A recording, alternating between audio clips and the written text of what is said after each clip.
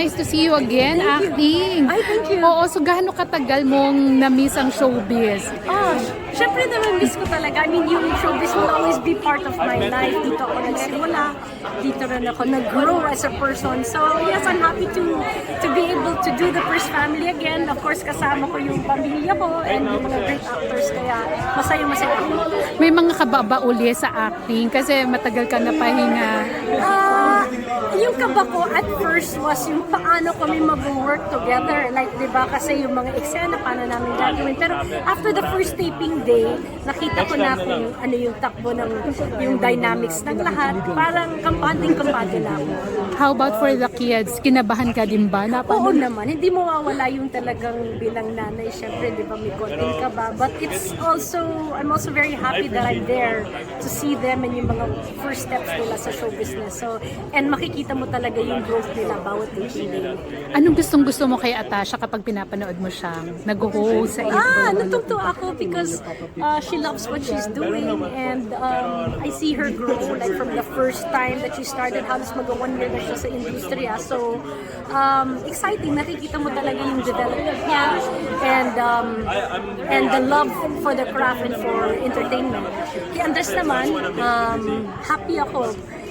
Officially parang mag-1 month pa lang siya nagsimula sa industry. So I can see also his growth and it's nice that he gets to work with great actors katulad ni Kuya Dick, si Bayani, Tita Ses, si Chad Kini, si Hart Ryan, Sam, and Kevin Bon. So, masaya kami. Pero as early as now, nakikita mo na ba kay Andres yung, ay meron siyang agamulak sa acting niya or Charlene Gonzalez sa acting niya? Ay, parang I see Andres because I always look at my children as individuals kasi for Atasha and for Andres, they will have their own path. So I don't like to compare na parang, ay, ito magiging Atasha, magiging si Atasha, magiging Charlene. I look at them at si Atasha, follow your passion, follow what you enjoy doing, and you become who you are individually. And si Andres also, kung sino siya magiging as an artist and continues to be as an artist, yun, that's the way I look at it. And that's the way we support them in doing so. Pero nakikita mo na ba, Miss Charlene, na ngayon pa lang pinagkakaguluhan na ng mga girls si Andres? May mga fears ka na ba na baka mamaya sa showbiz, alam mo na maraming temptations? He's a very humble person and a humble boy. So, nakikita ko naman yung may mga crush sa kanya. Nakikita ko rin yung mga crushes niya. Si Fred. Pero hindi ikaw yung stage mom na ito yung gusto ko para sa'yo, ito yung dapat mong piliin. No. The both of the kids will have their own journey in show business and they know na kailangan nila mag-hard work and it really takes time. It's not just parang big steps, baby steps muna. Enjoy the process and learn and continue to grow. So kung sakaling magkamali sila sa pagpili, tatanggapin nyo pa rin naman. Oo naman. I mean, Hindi ka wala magiging- namang perfecto sa mundo. So, yeah. We respect their decisions naman. Oo, hindi ka magiging parang dragon na... No. Nandito lang ako to support. If they ask for my advice, yes, or be here. But I trust their judgment naman. And we've tried to raise them in the best that we possibly can. So, yes, I think their morals and their values and characters already there. So, we give them that independence to fly and to decide on their own. Sa pagpili ng roles, may say kayo ni Aga. Sa pagpili ng roles, they ask for our opinion, pero in the end, kung gusto nilang gawin, Sila pa rin. sila pa rin. And kay Atasha, may mga nagpo-push na maging beauty queen din. Talaga? Talaga? Oh, well, if one day she decides, that would be her decision. But I can say right at the moment, parang hindi naman yan ang iniisip niya. But of course, I don't know kung ano yung magiging decision niya. So we just have to take one day at a time. O, pero kung sakali, gusto mo ring ma-experience niya yung pageantry. I would I would make her experience whatever would make her happy. Kahit ano.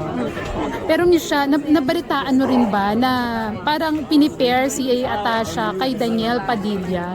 May mga naglilink sa kanila. Wow! May mga nagpo-push ng love team. Wow! Well, wala pa naman nagsasabi sa amin or anything. Pero nagkumalat siya sa social media na after the breakup of Catherine and Daniel, parang may nagpo-push na pwede raw si Atasha kay Daniel.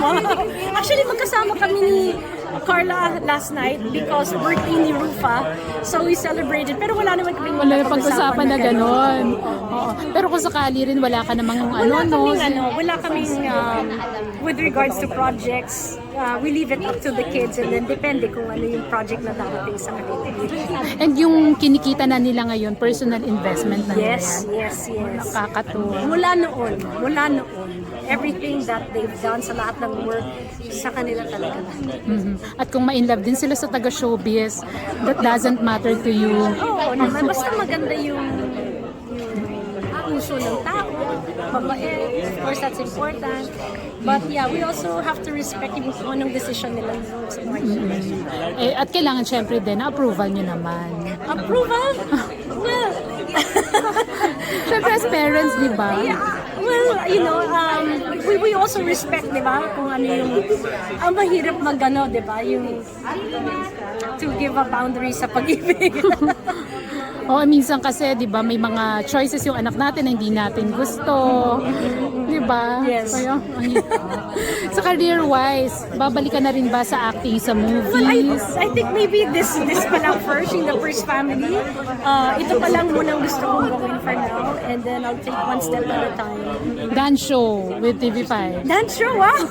Although I do miss hosting.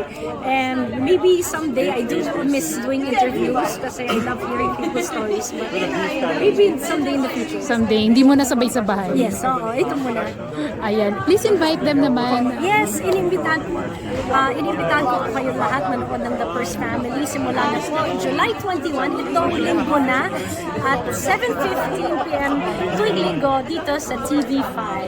Thank you.